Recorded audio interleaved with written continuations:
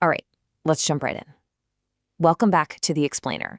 Today, we're unpacking a really harrowing piece of local folklore, one that perfectly blends supernatural dread with the very real, very physical horrors of extreme poverty. We're going to look at the tragic tale of three farm workers, a completely oppressive summer heatwave, and a nighttime entity that literally preys on the desperate. So here is the central mystery we're unraveling today. Three friends, one brand new fan, and a dead body found right at the doorstep. I mean, it sounds exactly like the setup for a true crime documentary, right? But the facts of this narrative pull us straight into the realm of rural ghost stories. You kind of have to ask yourself, how does a simple, harmless appliance, something just designed to bring a little comfort, become the centerpiece of a fatal encounter? Let's follow the evidence. To really grasp how we end up with that grim discovery in the morning, we have to rewind. Picture a stifling summer night and a crucial warning from the village elders that was tragically ignored. In this particular village, the elders had this strict unwritten rule about the dangers lurking in the dark. They warned of a wandering Tudale, a demonic witch.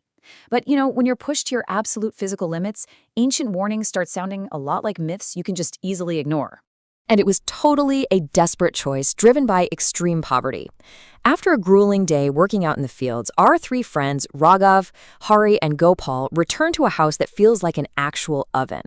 They're drenched in sweat, completely unable to catch even a wink of sleep, and they just don't have the money for a fan. So they have to weigh their options. Do they endure the suffocating torture indoors, or do they drag their cots outside for a cool breeze under the open sky? The catch, of course, is that outside they are completely exposed, but they choose the breeze. Section 1. Midnight Encounter, a terrifying meeting. So the village goes completely dead silent. It's right around midnight. Raghav steps away into the dark to relieve himself, and boom, he comes face to face with the very entity the elders warned them about. A black shadow just darts past him with absolute lightning speed. He turns around and he's confronted by this horrifying witch. And the crazy part, she doesn't even attack him right away. Instead, she actually mocks him. She taunts his desire to sleep outside to escape the heat, promising him he's going to find sleeping outdoors very enjoyable. Paralyzed by fear, Raghav just flees for his life, running blindly back into the house. Now, just imagine the sheer, heart-stopping horror Raghav experiences next. He realizes his friends, Hari and Gopal, are still out there sleeping, with a supernatural killer right between them. Raghav is peering out from the safety of the window, literally too terrified to even make a sound. He watches as the witch casually walks up to the three cots. She picks his empty cot, the one right in the middle, and just lies down. When Hari and Gopal finally wake up, they're irritated, thinking Raghav is just playing some dumb prank on them. Then they turn over and see a monstrous figure resting inches away. Pure panic sets in, and they blindly scramble into the house, barely escaping with their lives. Section 2. Journey for relief. Seeking cool air. The next day, they pool their meager, hard-earned savings together to buy a cheap table fan for 550 rupees. Now, that might not sound like a fortune, but for them, it's a heavy, heavy price for a night of comfort. None of them can afford it on their own. After the absolute trauma of the night before, sleeping outside is obviously off the table. But staying indoors without air? Still impossible. So they haggle the price of a basic fan down from 600 to 550 rupees. It's a massive financial sacrifice, and it really represents their sheer desperation just to survive these brutal summer nights. This timeline right here sets the stage for their fatal mistake. They walk on foot to a neighboring village. The sun is literally beating down on them like hot coals. Their feet are burning on the road. By the time they finally secure the fan at 4:30 p.m., the day is already slipping away. Gopal excitedly balances this heavy fan on his head for the trek back.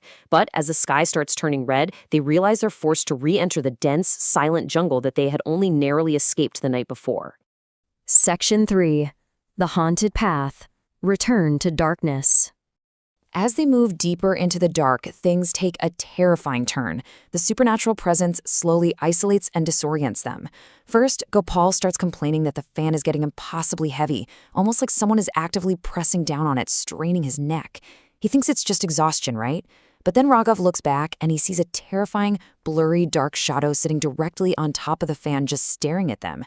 When Gopal shakes the fan, the entity vanishes, only to reappear right in their path, trapping them. No matter how fast they run, the environment just loops. They keep ending up on the exact same stretch of the jungle path. The traits of this Tudale are a really stark sensory contrast to the sweltering summer heat they were desperately trying to escape.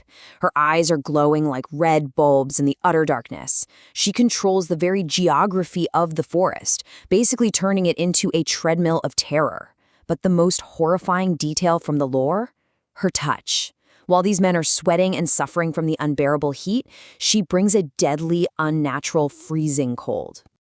Overcome by pure survival instinct and blind panic, Hari and Raghav make the tragic decision to abandon their friend. As the ground feels like it's literally pulling at their feet, Gopal gets trapped in a dense thicket of bushes. He's screaming for his friends, begging them not to leave him behind, but fear has made Hari and Raghav completely blind and deaf to anything but their own survival. They sprint back to the safety of the village without looking back even once, leaving Gopal entirely alone with the entity in the dark.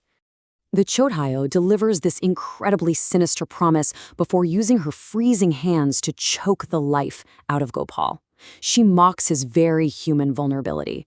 He wanted to escape the heat so badly that he ventured right into her domain.